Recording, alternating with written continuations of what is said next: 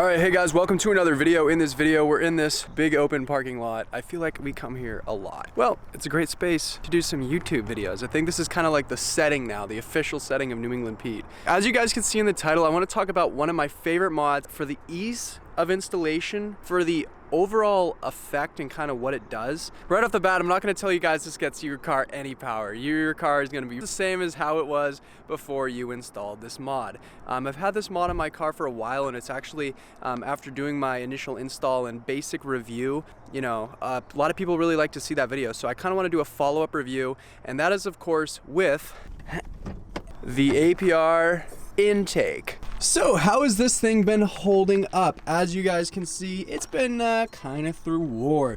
If you can compare back to when I got this intake, this was a red, beautiful open filter, and now it's kind of dirty, but still beautiful and open. Maybe not as beautiful as it was, but it's still huge and it still sucks in so much freaking air. Now, as you guys can see, we've introduced this old factory piece. Now my reason behind doing so is because before it was just getting air through this entire open section. Air was routing up. I was kind of concerned about water going directly into my intake. I know it's probably, you know, not as likely because it's kind of pushed off to the side, but you know, as air flows through, obviously some water is going to go through as well. So to prevent any hydrolocking, I decided to install the factory shroud, maybe that's what it's called, back into the car, just because this is all blocked off. I think there's really no chance of route for this section, so the only way this intake's ever going to get any air is through here, and I can promise you it's still as noisy as it was prior to this going in. I mean, it's still getting air, it's just, you know, water hits this, you know, it'll probably bounce off the walls of that, you know, of course, maybe even go right into the engine bay as opposed to going straight into the filter. So that is of course why I put that there. Another reason why is this coolant line was kind of just free flowing, and I didn't really want it to kind of just wiggle around, and you know, so now it's contained, and you know, I don't really have to worry about any of this going anywhere. So now it's kind of back to where it should be, and honestly it does look still very OEM. Obviously there's a huge APR, you know, filter, but we have this kind of looking OEM, and still it works as an OEM system. However, of course, instead of a closed box, it's an open box with a 7-inch cone, and I can promise you this thing makes so much noise. Make sure you kind of monitor. The good thing about this is, you know, it's carbon to plastic, and you can kind of see, like, if it were to move back a little, you'd see like dirt lines, and I don't know, it just shows up really well in this carbon fiber. This doesn't hold on as well as it could to this carbon pipe, and at first it was kind of starting to travel kind of off the intake, and of course when that, you know, finally pops off, that's going to be a bad situation for the turbocharger. We're going to be sucking in so much debris and dirt, and this thing would be obviously deemed useless. So I readjusted this. I pretty much put it as far front or as far forward as I could, and it hasn't really moved since. But make sure you guys clamp this on really good. You don't want any problems going forward. Now on to the fact that this is gotten pretty darn dirty. What I've been kind of doing, not that this is really making too much of a difference at all, if any, is I loosen this up a little bit, this clamp right here, and I've been rotating it, and I'm honestly at the point where I can't rotate it anymore because the whole entire filter is disgusting. Now I'm probably going to have to clean it, and if you guys want to see a cleaning video, I will probably do that. It probably won't be the most interesting video, but if you guys want to see it, I'll do it, because why not? For 400 bucks, you guys are getting an intake that it makes just the best noises. And you want to know something I just want to get super clear. You're really not going to get much heat soak if you're driving. If you're going forward, stop and go traffic, that's where your heat soak's gonna come in. You know, maybe at a drag strip, if you're just idling, you know, that's where you're maybe gonna notice it. I'm sure that's where people do the most logging to see open versus closed, is at the drag strip. And to be honest with you, if you leave the car idling, I'm sure it's gonna heat soak. All that heat is gonna go right into the intake, and it's gonna cut timing, and your car's just gonna be maybe a little bit slower. Now, in this car's situation, I drive this car a lot. I live in the mountains. I live in the beautiful state of New Hampshire, and we really don't have too much stop and go traffic, so the car's always moving. On the highway, I can't imagine that this is getting any hot air into the intake.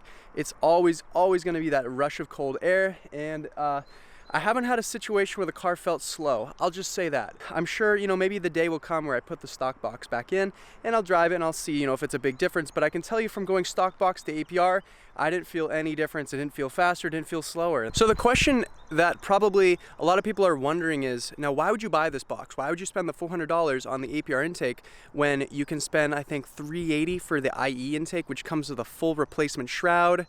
I'm calling it a shroud or whatever. You know, the full piping up to the inlet pipe. Now, you know, that's a pretty good value, and honestly, to tell you, that is probably the best value. In fact, the IE intake probably has the most effective, I guess, like CFM. There are tests for the IE intake, and the IE and the R600 intakes are the best performing intakes, but realistically, if your car's not tuned, it really doesn't matter. It's just gonna be the same as you'd expect. Now, the reason why I went with the APR intake is because obviously it was a new product at the time. I probably wouldn't go with any other intake just because I can't imagine there's any intake that's just about as loud as this. I think if you wanted to go any louder, you'd have to go turbo muffler delete or you know, some kind of diverter valve system or something, guys. This thing is just so freaking loud.